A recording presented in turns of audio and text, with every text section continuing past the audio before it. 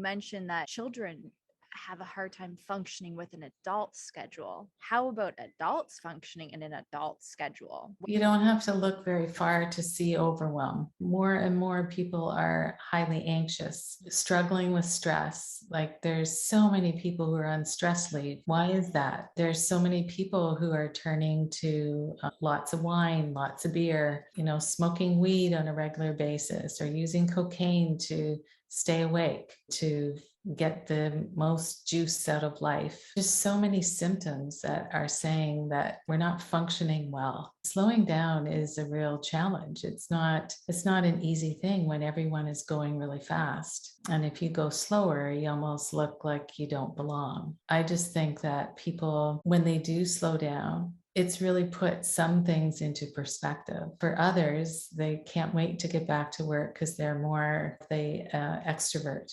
There is something to going more slowly and paying attention to what's happening in our life, paying attention to what's happening in our body so that we can be more in tune with what we need. Think about how much people rely on caffeine in the morning.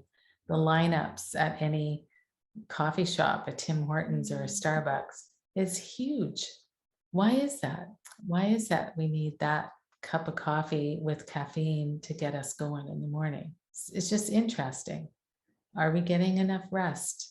Probably not. I think a lot of us are sleep deprived. Are we drinking enough water? Maybe, maybe not. The basics that we're not listening to in our bodies, we're just treating our bodies as though it should always function and should always be able to take care of us. We're not listening to what it's telling us, whether if we need rest to rest, not have another cup of coffee, or if we need to unwind, maybe try not having that glass of wine and see what happens. Like, what is your body trying to tell you? That's the thing that I find really, really helpful in doing any kind of counseling and trauma work is teaching people how to listen to what their body has been telling them for years, but we just haven't tuned into it. As people learn to tune into their body, to listen and begin to track things, there's a lot of information there about what we need to do for our health and well-being.